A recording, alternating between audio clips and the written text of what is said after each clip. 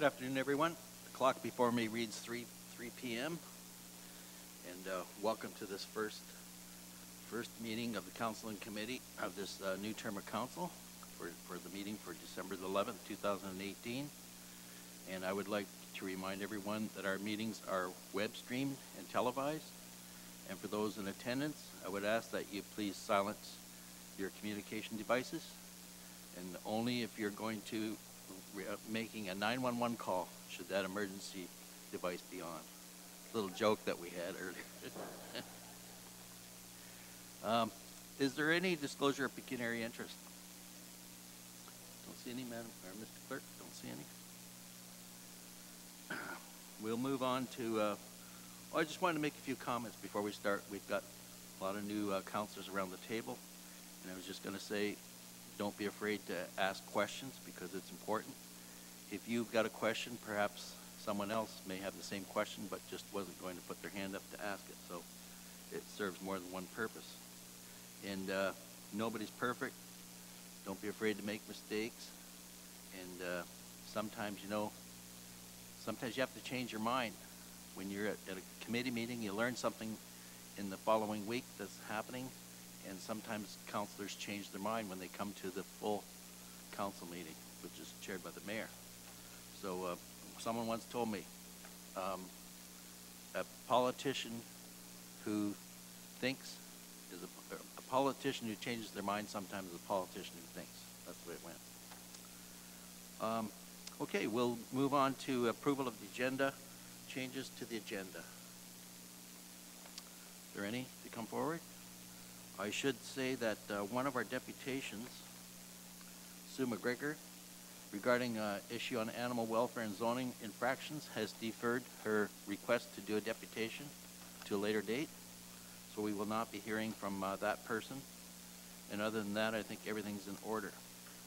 And is there a motion for approval of the agenda?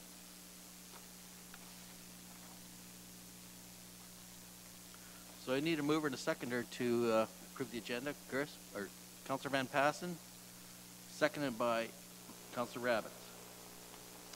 Those in favor? That is carried. Thank you.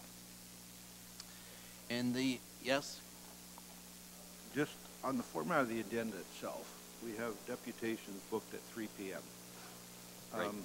That means all these good people in the audience have to take time off of work, and wondering if, I'm sure staff has thought of this, could we reformat the agenda and schedule deputations like at 5 p.m., that we start our business, we stop at 5 p.m. and deal with deputations so that people won't have to take time off of work or off school or whatever, and try to fit our schedule to match the people's schedule? It's a good question, Councillor Van Passen. I will ask the clerk to respond to that. I don't think our speaker system's working there. You weren't very loud. He did, yeah. Okay. Through you, Mr. Chair. Yes, we do have an option of doing a 3 o'clock or 5 o'clock deputation. So normally we'll ask deputations if they're available to come at some time, and if they have an issue, then we'll try to schedule them for 5. We try to do it all as one solid block because it's a bit easier for a committee to get through them, but we do have that option, so we do often, you'll see us switching back and forth. Okay. So there has been some flexibility, Councillor Van Passen.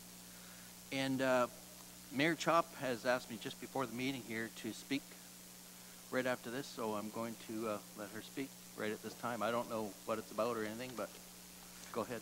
I just wanted to reiterate actually a couple of the things you already mentioned for us. So to everyone here in the chamber and to those watching on cable or the internet, I say this is the first business meeting of your new council. With 7 new members, we have not gone through this ritual before.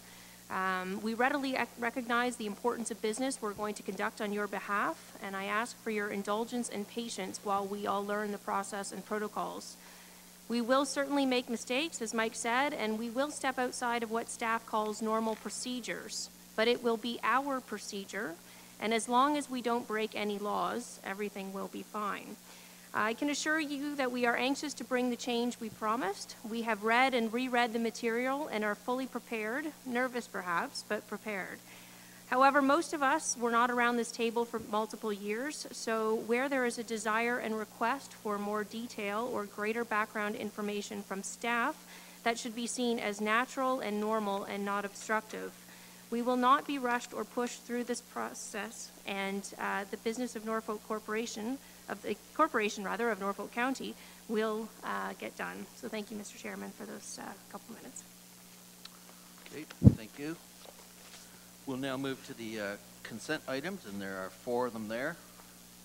And the way this works, well, I'm going to let the clerk explain how this works so that the public can understand it too. Through you, Mr. Chair, thank you.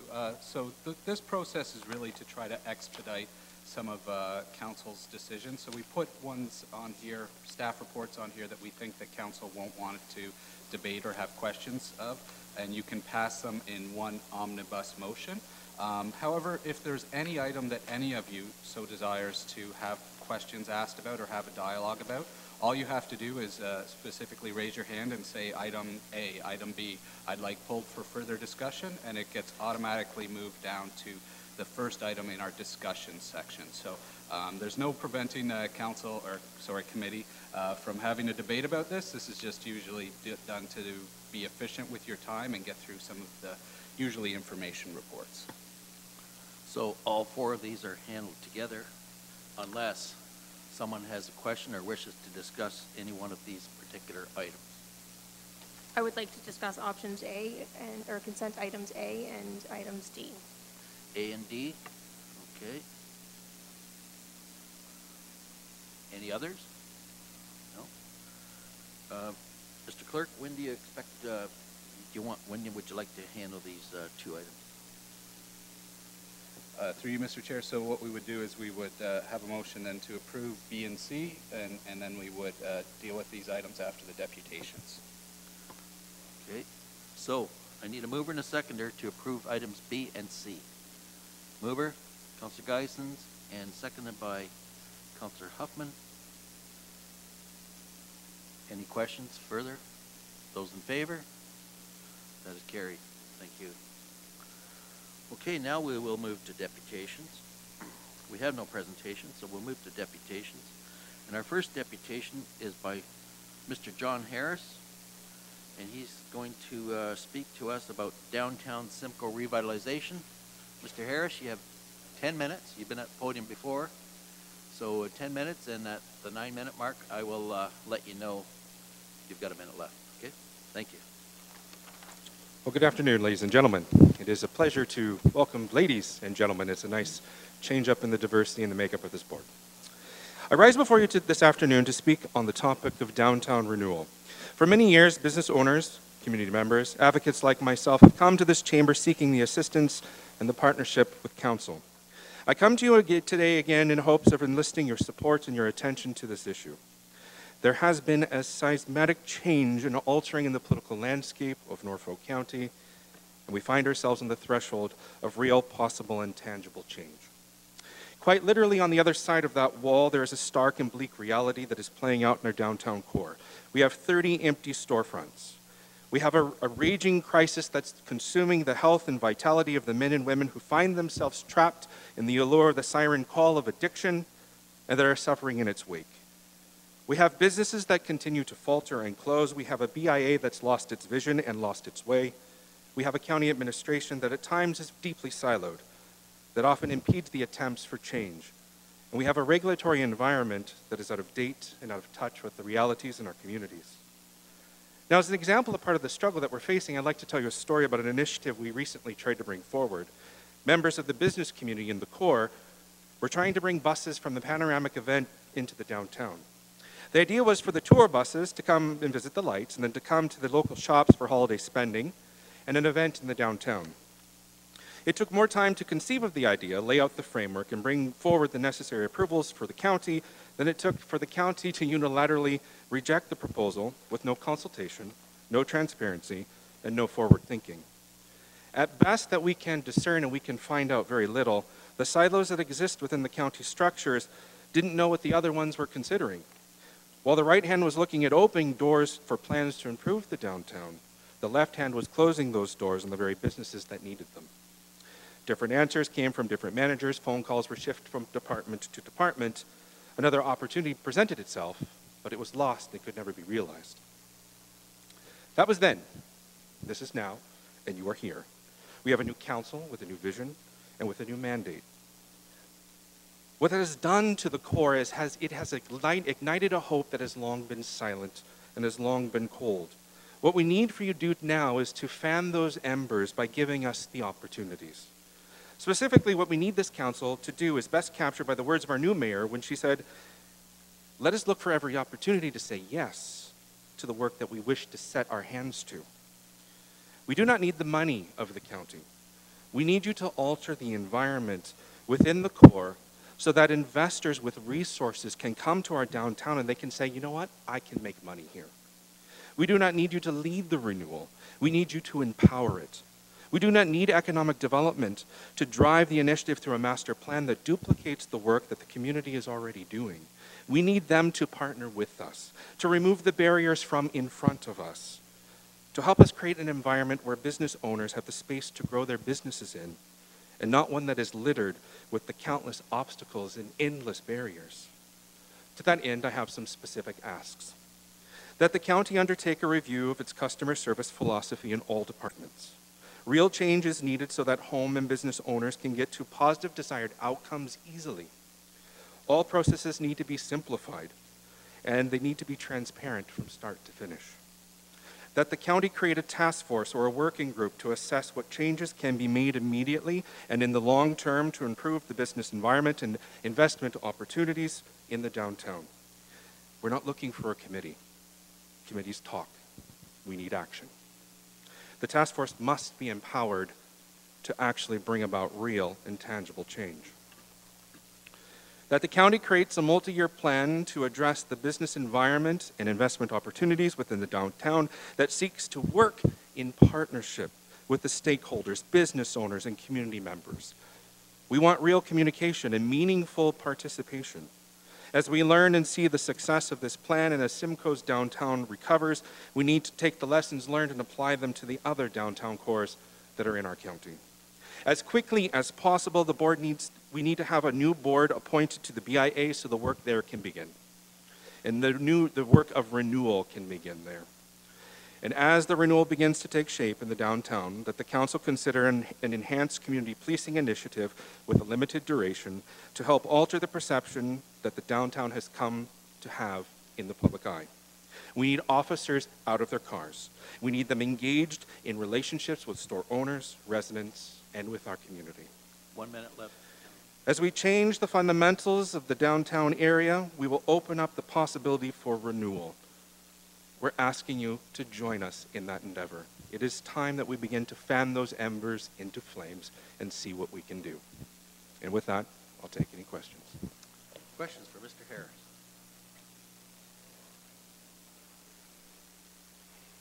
Do you see the task force working group being capable of creating that multi-year business plan as opposed to it solely being directed by staff? What I have personally found in my professional experience as a consultant, as an elected official when I was one, I don't want to be overly prescriptive in what we're asking for because honestly, there are a lot of talented individuals in this room, both at this table and back at the staff table. We're asking for a change. We're asking for a difference. How that comes about, I really don't care. What I care about is we actually begin to open up an environment that's conducive to business and we get the obstructions out of the way. Whatever way that flows that works for businesses, that works for our community, I'll take that. And another question, maybe you could just give us a little bit of background for everybody here. It was before my time, the parking issue, although I was made aware of it. I was just wondering if maybe you could give some background on, more background on what exactly you wanted to do and what on the busing. So we wanted to bring buses down to the downtown core. And there was the concern that, that seems that Highway 24 is viewed as sacrosanct and nothing can happen there. I don't think that's necessarily true. I think we could take a modern approach because other jurisdictions do as well.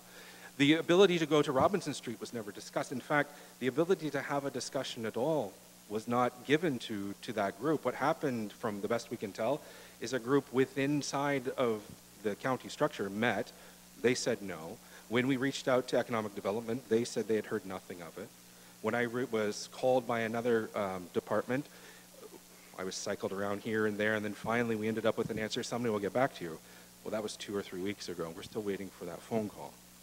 That's why we talk about, the idea of the customer service perspective. I think that we really have to get to that notion that when you walk through the door, the answer is not automatically no. The answer has to be yes, if we can. So given that Panorama is still ongoing, do you believe that there is an opportunity to still sort of make this amendment throughout the rest of Panorama, or is this something we look at next year? When I talked to with that particular group, candidly, they said, we're so frustrated with the process, they walked away from it. What I can tell you is there are other initiatives that we're ready to bring forward. There are other things that we want to try here.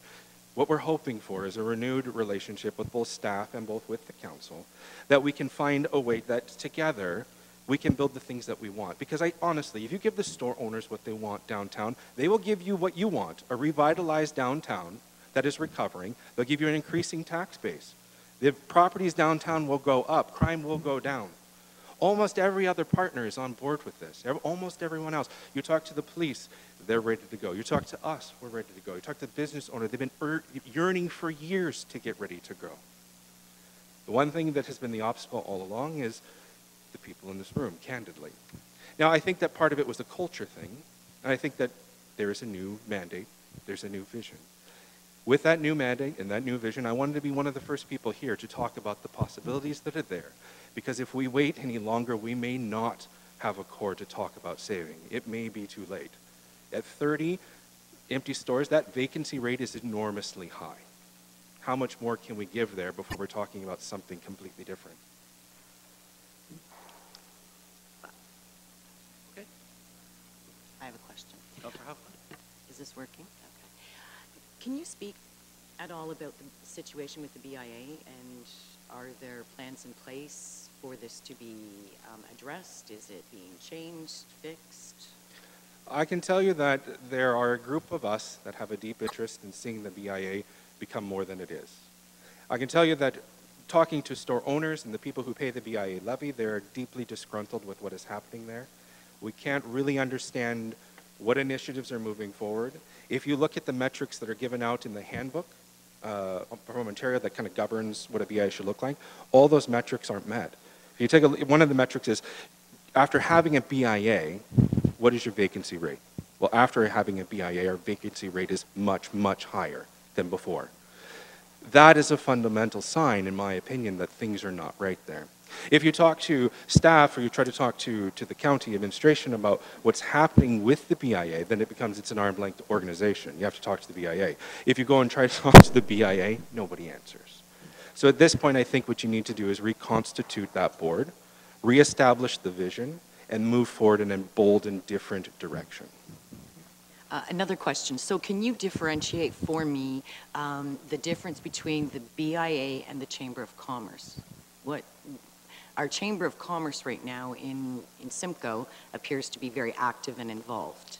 The BIA, well, the clerk would probably be best to outline the fundamentals of a BIA, but essentially you designate an area, and then representatives sit on that BIA. The chamber is made up of a volunteer organization, basically. Essentially, they probably can pay a fee to be a part of the chamber, whereas if you are in the BIA area, you're paying a levy. That levy is diverted from the county funds into that. Right. And then a board that is supposed to be transparent and representative of that community that's paying that levy is supposed to represent to them what they're doing with those monies. Okay. So these two, the Chamber and the BIA, they're obviously separate entities, but had they in the past worked together on issues? From my understanding, they've tried to work together. Recently, they've had a parting of the ways. Okay. Specifically to the BIA side of things, the levy is substantial. And if you talk to businesses, they are at the point, many of the businesses are at the point, is either the BIA evolves or it should be collapsed. At the moment, I have belief that we can take that structure and we can work with it. Thanks. Okay. Further? Don't see any hands up. Yes, Councilor Taylor? I previously asked the clerk to print out copies of the Development of Norfolk County Downtown Master Plan, just to be received as information. They're in that, perfect, just making sure that happened. And I suppose, Mr. Harris, are you prepared to take a step to get involved in the leadership of downtown beyond this deputation? Yes. I'm glad to hear it. Okay. Anything further? Councilor Rabbits? I had more of a comment rather than a question, and I thought it was apt to interject at this point in time that we are currently, as a council, working on a committee, a working group. We're still working on the name to focus on our downtown, and I think you'll be very pleased in the months, weeks to come. A motion will be coming forward very shortly to create such a task force. That's news to me, but that sounds like we're on the right path. News is always good. Okay, there's no further hands up, so thank you, Mr. Harris, for your deputation. Thank you much for your Need a time. mover and a seconder to accept the deputation of Mr. Harris, Councilor Rabbits, and Councilor Martin. Those in favor? That is carried. Thank you. Okay, we'll move on to our second deputation. Mr. David Rusnak, are you here? I don't see him in the audience. Maybe he's going to show up later. Mr. Clerk, we'll move on to the next one, if that's okay. Sorry, Mr. Chair, just to interrupt. I believe procedurally I'm okay to do this, but I think it would be appropriate perhaps at this time actually to make a motion that Councillors Rabbits and Taylor prepare draft terms of a working group that would specifically look at the downtown revitalization in Simcoe. Okay. Let's see. How do we normally handle that, Mr. Clerk? Through you, Mr. Chair, the issue's currently still before committee, so it would be in order. Normally, staff would do a report, but all that the policy requires is a terms of reference. So certainly, if councilors are going to take their own hand at it, it's ultimately council members that approve it, so that relates to it. So yeah, it would be within order. So the councilors would prepare the report? Or, Draft terms for a terms working group to be established. okay. So let's hear the motion. Councilor Rabbits, you ready to make that one? I am. And Councilor Taylor, the mayor said that first and second, Correct. so. I would Councilor like Rabbits. to move that a committee be formed to focus on downtown revitalization efforts, terms of reference to follow in our next scheduled council meeting. And I'd like to make an amendment to that motion, if possible, that a working group rather than a committee be formed to look at the Simcoe downtown Okay with that, Councilor revitalization. Rabbit? That's agreeable. We'll call it a working group, and Okay. rest assured work will be done. And it's seconded by Councilor Taylor. Now I got to open it up for discussion. Those who wish to discuss this item. Don't see any hands up, so I'll call the vote. Those in favor? That is carried. Thank you. Now, I take it Mr. Rusnak has not arrived. Okay, so we will move on to Mr. Andrew Moore, and he's going to speak to us about backyard hens. Andrew, welcome. You have 10 minutes, as you're aware. You've been Yep. here before on this subject, Yes. and you can start anytime. Thanks.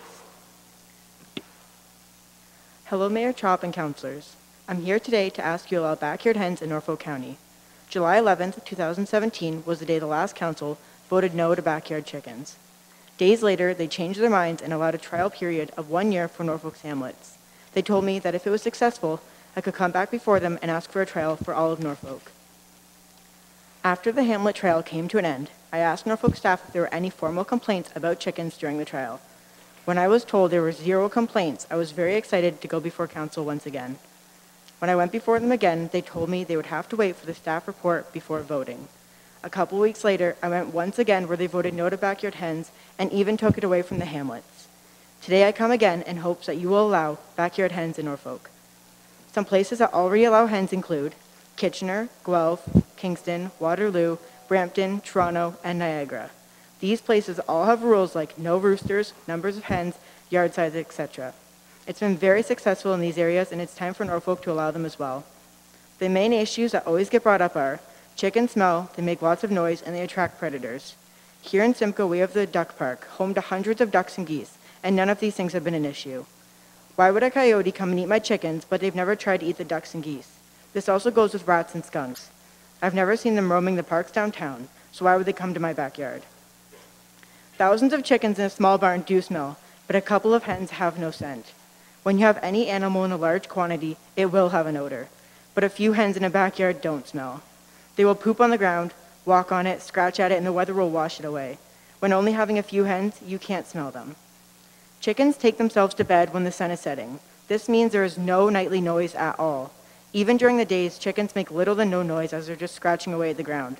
Some things here in town that are louder than a few hens are vehicles, dogs, people, and even the wild birds in the morning. Chickens just aren't a loud animal. With so many places already allowing chickens and not having any problems, I don't see why Norfolk wouldn't allow them. For example, Niagara has allowed backyard hens for 20 years. Niagara actually allows residents to have up to 10 hens. If chickens were such a problem, they wouldn't still allow them. There are many great benefits that comes with raising your own hens, like the eggs have greater nutrition, they're fresh, free fertilizer, pest and weed control, reduces food waste, cruelty-free, and you learn so much when having chickens. Chickens are a great pet that help you learn and become a little more self-sustainable. After looking at other municipalities' rules, I think Norfolk should allow 4 hens, no roosters, a minimum lot size of 0.1 acres. All hens must always be kept in a coop or run, and coop setback from property lines must be a minimum of 3 meters. If you have a question about something else, I'll try to answer it or email you the answer later. Please allow Norfolk homeowners the opportunity to use their properties to raise a few hens. It's been very successful in so many places and would be in Norfolk County as well. Please look at what could go right and not what could go wrong. Thank you. Okay, questions to Mr. Moore? Councillor Martin? I wondered where, great job. I wondered where you got those numbers from. The yard size? Yep, acreage as well as setback. Okay. So setback was just from looking at other municipalities, like I said. I just looked at all of them. But specifically the acreage, I looked at Niagara Falls, who allows 10 hens, and theirs is 0.09 acres. So if Simcoe's only, or Norfolk County's only allowing 4, I think 0.1 would be plenty of room. Okay, anything further? Councillor Martin? Nope, thank you. Councillor Taylor? Do you know if any of the municipalities that you mentioned have recently either increased or decreased the number of hens? So Guelph has recently, 2018, increased their number to 10 from, I think, 6. They started lower and then they increased it to 6, and just recently they have increased it to 10 now. So, yes. Do you know of any that have actually decreased the number of hens once they've Nothing instituted from it? my research has indicated that the places have decreased the number. Actually, sorry, Niagara has. They started with allowing 20, so they decreased it down to 10 because 20 is just a little bit too many for a backyard flock. Okay. Councillor Hoffman? Thank you very much for coming. Your knowledge is tremendous, and it was very informative. So just to clarify, your proposal would be maximum of 4. 4 hens. And we're looking at them being cooped, so not Coop. free range, No correct? free ranging at all. They have to be inside a coop or a run, or their All right. hen house. And do you know, was there any feedback to you regarding the removal, apparently, of the hamlets having backyard hens? No, so it was just kind of like, I came again, and they were like, no, you're not allowed to have them, and they just also took it away from the hamlets. I don't think there was much there. They just decided to take it away. Okay, thank you very much. Councillor Shelley?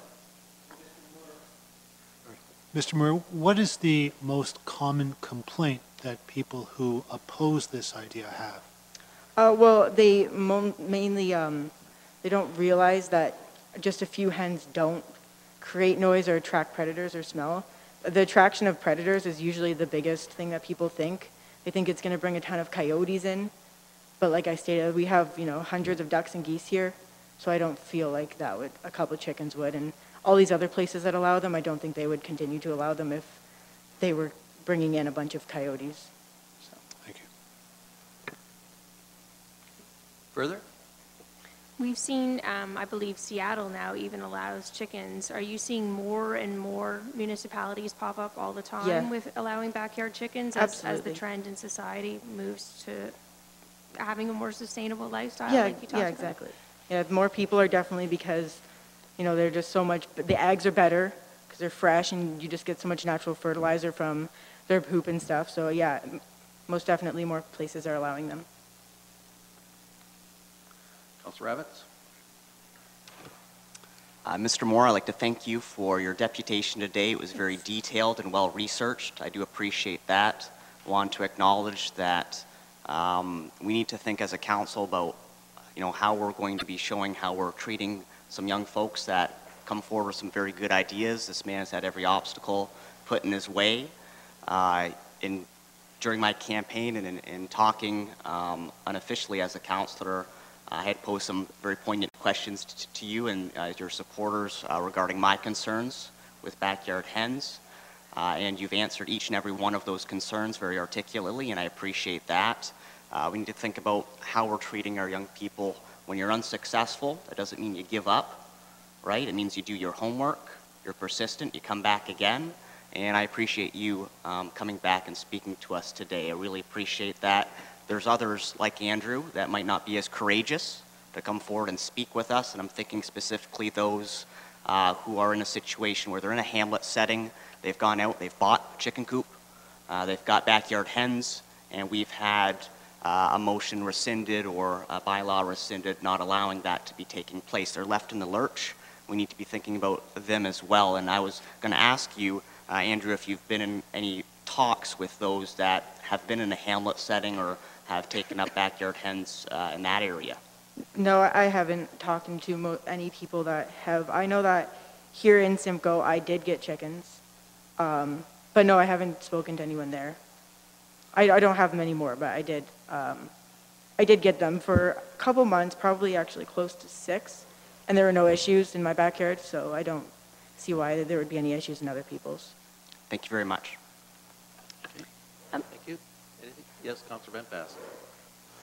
Thank you, Mr. Chairman. Through you to the deputation, are you aware that chickens in Ontario are a regulated commodity by the chicken farmers of Ontario, and they have regulations in place specifically for less than 300 birds, for small flock operations, a whole list of requirements for disease and nutrient management. Have you ever checked those situations out yet? No, I have not. They are a regulated product under the Farm Products Marketing Act. Mm-hmm. So you might want to check their website out and check the details of what it takes to actually have chickens in your backyard. Yeah, well, I mean, with all these other places allowing them to, I don't see why Norfolk County wouldn't be able to do that. For sure. To higher authority. I don't think you would need to, really. So. Okay. To regulate like 4 hens in a backyard. It's regulated, as was tobacco, as will be marijuana, as will be chicken, dairy, turkey, milk. There are regulations in place. Mm-hmm. Okay, any further questions to the deputation? Am I able to direct a question to staff to determine whether or not that report was prepared in regards to the I was complaints? going to just ask that staff myself. Okay. So first we have to receive the Okay. deputation. Okay. So I need a mover and a seconder to receive the deputation of Mr. Moore, Councillor Taylor, and Councillor Rabbits seconds it. Those in favor? That's carried. Thank you very much, Thank Mr. you. Moore. And now I will ask Ms. Dusling, in her new role, to perhaps comment on where we are with the chicken situation. Thank you. Through the chair to Mayor Chop. Yes, the last report was brought to council on September 11th, 2018, and the decision of council at that time was that the raising of hens should occur only in the agricultural areas of Norfolk County.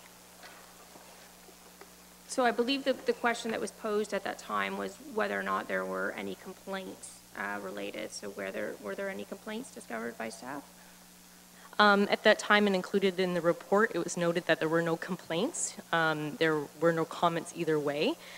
We did include one attachment to the report from a Hamlet resident that did have, it wasn't a complaint, but there were comments. Okay. Anything further? No? So we've received the deputation. Yes, Councillor Huffman? Can I ask a question of staff as well? Yes, you may. Okay. In regards to the Hamlet piece, was there a monitoring system in place for the individual homes or residents that had backyard hens? Through the chair to Councillor Huffman, no, there was not. It was based on a complaint basis through a bylaw, again, which none were noted. Okay. And so we don't know then for fact that any individuals in Hamlets who did have backyard hens got rid of their backyard hens, correct? That's correct. Okay, thank you.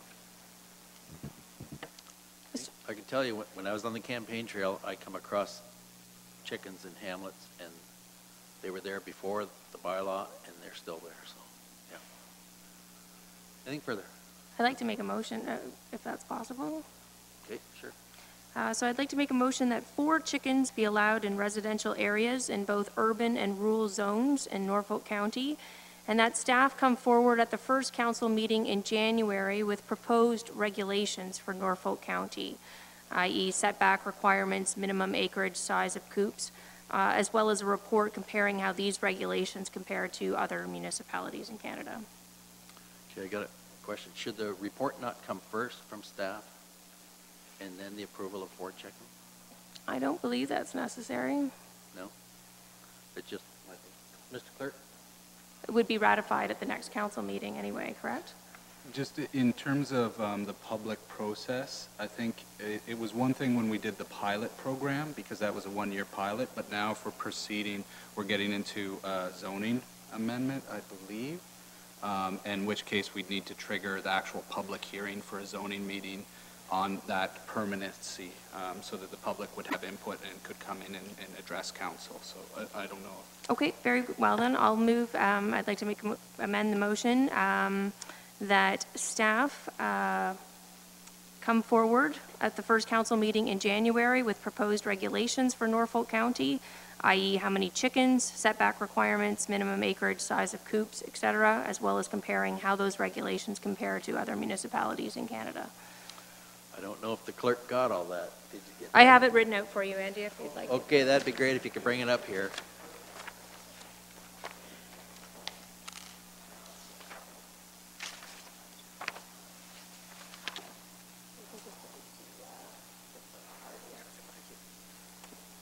So, Mr. Clerk, I'm going to ask you to read that again, and then I'm going to need a seconder.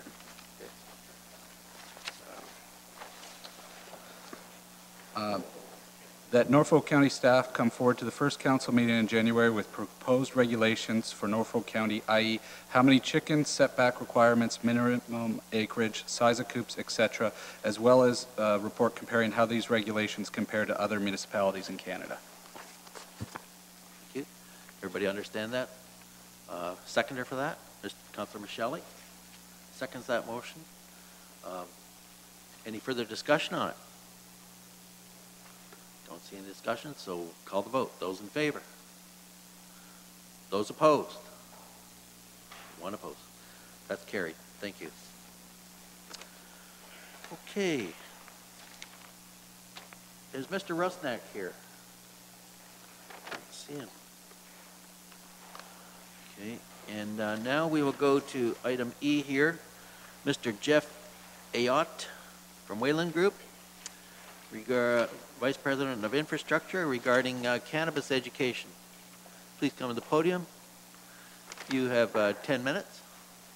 Okay, and I will give you a cue at 1 minute left. Sure. So, ladies and gentlemen, thanks for having us. Jeff's currently overseas making acquisitions in South America right now. So can we have your name, sir? Sure. It's Brad Small. I'm the Vice President of Operations for the Wayland Group.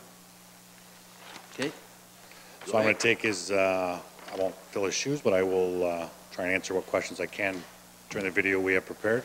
Okay. So if we want to let that play, and then I can talk more to it.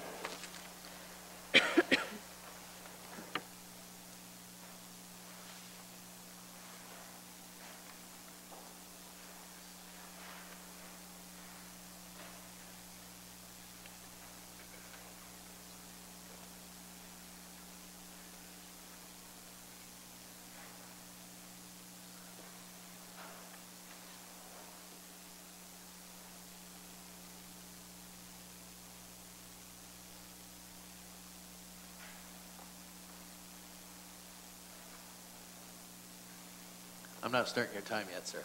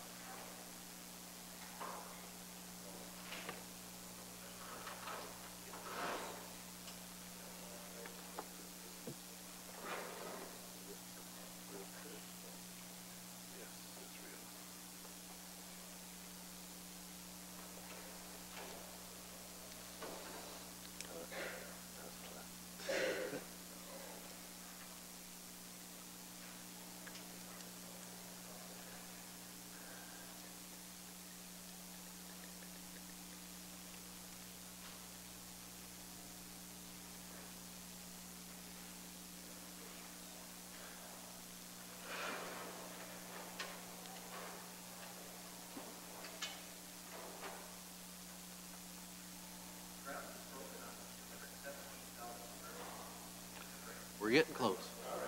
Just a second.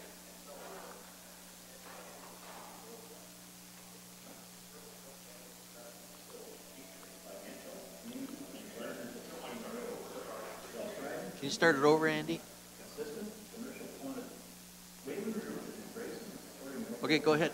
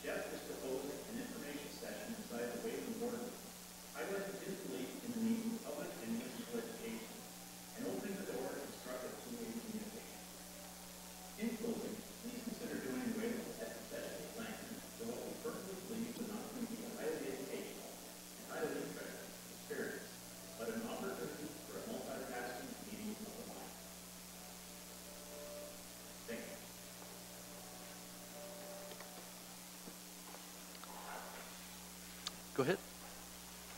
So that was our presentation. We wanted to invite you guys out to come see our facility. We'll take some questions. We just want to talk about some of the complaints that from other areas in the county. We're an LP, which means we're a licensed producer from Health Canada. So we don't have the stadium effect. You can drive by, you wouldn't even know it's a marijuana facility.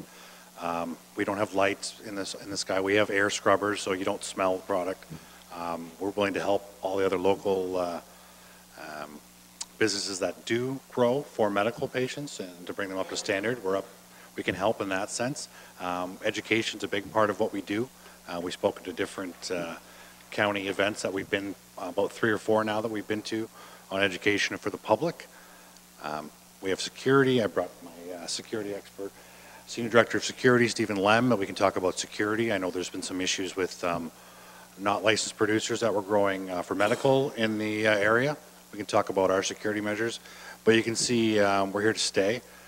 We've invested a lot of money in the county and then in Norfolk, and we're happy to be part of the team here. So I'll take some questions. I could ramble on about marijuana for days, so make sure you time in me, okay? Thank you, Mr. Small, and a very interesting tour stop we just did there. So, questions to Mr. Small.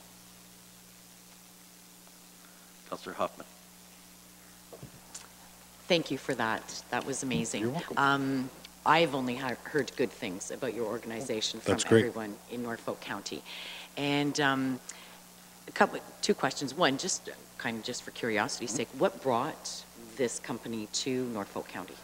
We wanted somewhere local with an agricultural base that we could expand, and there was some existing tobacco farm that we purchased. We rented the first little acre and produced our medical marijuana for the past few years, and then we purchased 100 acres to produce that new facility on. Okay. So that's what. Second question: when you're speaking about the places that are growing for medical purposes, can you expand on how you would be able to assist with improving those situations? Well, I know they, without getting into their details, we're a lot different. We're a licensed producer. We have a state-of-the-art facility that's finishing. We could help. I know there's been odor complaints, light stadium effect, we like to call it. When you drive by, it looks like there's a giant stadium, outdoor stadium. We don't know what we could offer, but we've been willing to do whatever we could to help those other producers. Okay, maybe taking you up on that. That's absolutely. We know the majority of the complaints have come from, odors and light coming up, but that's not us. You would never know. So no, just want to be clear. No, and that's one of the things that I've heard, from individuals in the county is that yes, your place is state of the art, and the coverage and the filtration and everything, and you should be commended for that. No, and I appreciate it. And while we're on that topic, we mentioned in the video, there's a misconception that cannabis is the #1 water hog. We reuse all our own water, and we have our own wells, so we won't be taking away from agriculture, of course, in the area. Okay, all right, thank you. You're welcome. I think I saw the mayor's hand up first, and then Councillor Rabbit. Two questions. One, how many jobs do you anticipate creating in Norfolk County? Right now, we have over 120 full-time permanent that we've hired for.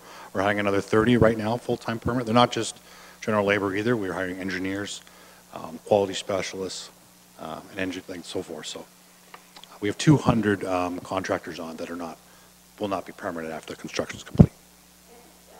Sort of as a follow-up on Kim's question there about odor control and so on, I'm just curious whether or not you were asked by the county's planning department to use an odor engineer, if you've heard of this term before. I have from other industries I've worked in, from food and beverage. I can't speak to what was established when groundbreaking, but I can get some answers and get back to you on that. If you could, that would be great. Thanks. You're welcome. Okay, Councillor Rabbits. Well, thank you very much for the deputation today. I found it very informative. My question was pertaining to odor mitigation controls. I want to ask if the processes you have in place at your facility, if they are proprietary in nature, or if you would be willing to share those controls and those measures with others, specifically those that are struggling to control the odors that are emitting from their facilities. What we have is proprietary. It's the only kind in the world, and we're mirroring that all over the world right now. But there are some other things that, like Jeff has done in Colorado, that I'm sure he could help with. I can't speak to that, but I'm sure he's willing to help. That's why he sent me to talk about this. Fair enough. If someone had a concern or wanted to find out what you could share, what you couldn't share, how best would they be able to get in contact with you? I'll leave a couple of my cards, and we can, or with the council, it's up to. Thank you. You're welcome. Okay. Further? No? Okay, I need a mover and a seconder to accept the deputation of Mr. Small representing Whaling Group. Yep. So, Councilor Rabbits and Councilor Martin, those in favor? That is carried. Thank you very much for coming forward. Thank you for your time. Very interesting project you've got going. Cheers. And thank you for being a partner in Norfolk. Mr. Rusnak, are you here yet? I take it, Mr. Clerk, he is not going to be attending. So, through you, Mr. Chair, what occurs in this instance is that we'll try to schedule him for the next CIC meeting. Okay. So now we have the deputations completed.